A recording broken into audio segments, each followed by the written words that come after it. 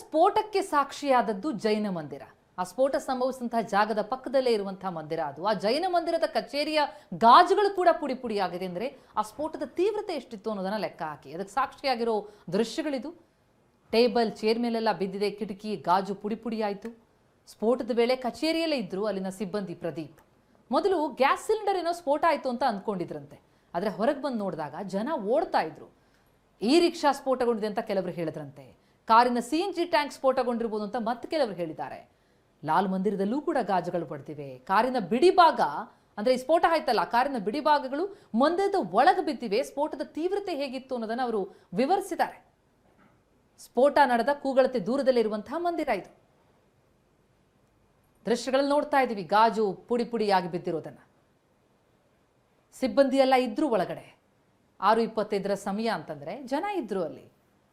ಆ ಸಂದರ್ಭದಲ್ಲಿ ನಡೆದಂತಹ ಸ್ಫೋಟ. ಅಲ್ಲಿ ಸಂಪೂರ್ಣ ಚಿತ್ರಣ ಕೊಟ್ಟಿದ್ದಾರೆ ನಮ್ಮ ಪ್ರತಿನಿಧಿ ಮಹೇಶ್. ಆ ಗ್ರೌಂಡ್ ರಿಪೋರ್ಟ್ ಇದೆ. ಘಟನೆ ನಡೆದಂತಹ ಸಂದರ್ಭದಲ್ಲಿ ಸಾಕಷ್ಟು ಒಂದು ಬೆಚ್ಚಿ ಬೀಳಿಸಿದೆ ಅಂತ ಹೇಳ್ಬೋದು. ಇಡೀ ದೇಶಕ್ಕೆ ಒಂದು ಆತಂಕ ಮೂಡಿಸಿದೆ ಅಂತ ಹೇಳಿದೆ. ಯಾಕಂದ್ರೆ ಸಣ್ಣ ಪುಟ್ಟ ಘಟನೆ ಅಲ್ಲ ಅಂತ ಹೇಳ್ಬೋದು. ಏಕಾಏಕಿ 9 ಜನರು ಸಾವನ್ನಪ್ಪಿರುವಂಥದ್ದು. ಆ ಒಂದು ಸಂದರ್ಭದಲ್ಲಿ ಕಾರ್ ಬ್ಲಾಸ್ಟ್ ಆದಂತಹ ಸಂದರ್ಭದಲ್ಲಿ ಅಕ್ಕಪಕ್ಕ ವಾಹನಗಳು ಮತ್ತೆ ಅಂಗಡಿಗಳು ಕೂಡ ಹಾನಿಯಾಗಿರುವಂಥದ್ದು. ನಾವೀಗ ಘಟನಾ ಸ್ಥಳದಲ್ಲಿ ಇರುವಂಥದ್ದು ನೋಡಬಹುದಾಗಿದೆ.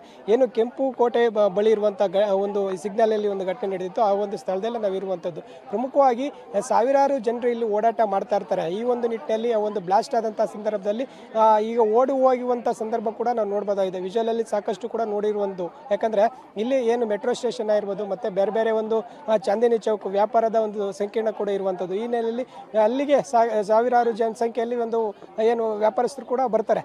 ಈ ನೆಲೆಯಲ್ಲಿ ಬೇರೆ ಬೇರೆ ಒಂದು ಪ್ರಕರಣದ ಸಂದರ್ಭದಲ್ಲಿ ಈಗ ತನಿಖೆ ಕೂಡ ಏನು ಆಯಾಮಗಳಲ್ಲಿ ನಡೀತಾ ಇರುವಂಥದ್ದು. ಮತ್ತೆ ಪಕ್ಕದಲ್ಲಿ ಒಂದು ಜೈನ ಮಂದಿರ ಕೂಡ ಇರುವಂಥದ್ದು. ಇದರ ಹಿಂದೆ ಇನ್ನು ಹಿಂದೂ ದೇವಾಲಯ ಕೂಡ ಇರುವಂಥದ್ದು. ಜೈನ ಮಂದಿರಕ್ಕೂ ಕೂಡ ಪ್ರತಿನಿತ್ಯ ಭಕ್ತರು ಕೂಡ ಬಂದು ಹೋಗ್ತಾ ಇರ್ತಾರೆ.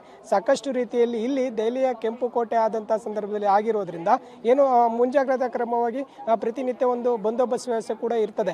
ಈ ಬಂದೋಬಸ್ತ್ ವ್ಯವಸ್ಥೆಯನ್ನ ಮೀರಿ ಬಂದು ಕಾರನ್ನ ಬ್ಲಾಸ್ಟ್ ಮಾಡಿರುವಂಥದ್ದು ಕೂಡ ಸಾಕಷ್ಟು ಅನುಮಾನಗಳಿಗೆ ಮೂಡ್ತಾ ಇರುವಂಥದ್ದು. ಯಾಕಂದ್ರೆ ಆ ಒಂದು ಕಾರ್ ಏನಿದೆ ಮಧ್ಯಾಹ್ನ 3 ಗಂಟೆ ಸುಮಾರಿಗೆ ಬರ್ತದೆ. 3-3:15 ಸುಮಾರಿಗೆ ಬಂದಂತ ಈ ಒಂದು ಕಾರು ಸರಿಸುಮಾರು 3 ಗಂಟೆಗಳ ಕಾಲ ಪಾರ್ಕಿಂಗ್ ನಲ್ಲಿ ನಿಲ್ಲುವಂಥದ್ದು. ಅಂದ್ರೆ ಒಂದು ಏನು ಮಸೀದಿ ಇದೆ, ಆ ಮಸೀದಿ ಪಾರ್ಕಿಂಗ್ ನಲ್ಲಿ ಇರ್ತದೆ. ಅಲ್ಲಿಂದ ನೇರವಾಗಿ ಬಂದು ಈ ಒಂದು ಸ್ಥಳದಲ್ಲೇ ಬ್ಲಾಸ್ಟ್ ಮಾಡುವಂತ ಪ್ರಯತ್ನ ಕೂಡ ಮಾಡ್ತಾರೆ.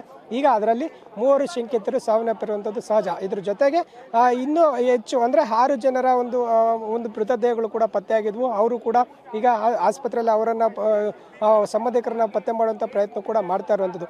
ಈ ಹಿನ್ನೆಲೆಯಲ್ಲಿ ದೇಶಾದ್ಯಂತ ಹೈ ಅಲರ್ಟ್ ಘೋಷಣೆ ಮಾಡಿರುವಂಥದ್ದು.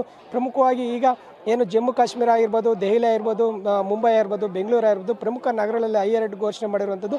ಸಾಕಷ್ಟು ತಪಾಸಣೆ ಕೂಡ ಮಾಡ್ತಾ ಇರುವಂಥದ್ದು. ಮುಂಜಾಗ್ರತಾ ಕ್ರಮವಾಗಿ ವಿಮಾನ ನಿಲ್ದಾಣಗಳು, ರೈಲ್ವೆ ನಿಲ್ದಾಣಗಳು ಬೇರೆ ಬೇರೆ ಅಂದರೆ ಈಗ BSF ಗಡಿ ಭಾಗದಲ್ಲೂ ಕೂಡ ಹದ್ದಿನ ಕಣ್ಣನ್ನು ಇಟ್ಟಿರುವಂಥದ್ದು. ಯಾಕಂದರೆ ಈ ಒಂದು ಕೃತ್ಯವನ್ನು ಮಾಡಬೇಕಾದಂಥ ಸಂದರ್ಭದಲ್ಲಿ ಏನು ಜನರು ಪ್ಯಾನಿಕ್ ಆಗುವಂಥದ್ದು ಸಹಜ. ಜನರು ಎಲ್ಲೋ ಒಂದು ಕಡೆ ಪ್ಯಾನಿಕ್ ಆದಂಥ ಸಂದರ್ಭದಲ್ಲಿ ಈ ಒಂದು ಕೇಂದ್ರ ಸರ್ಕಾರ ಅಲರ್ಟ್ ಕೂಡ ಮಾಡಿರುವಂಥದ್ದು.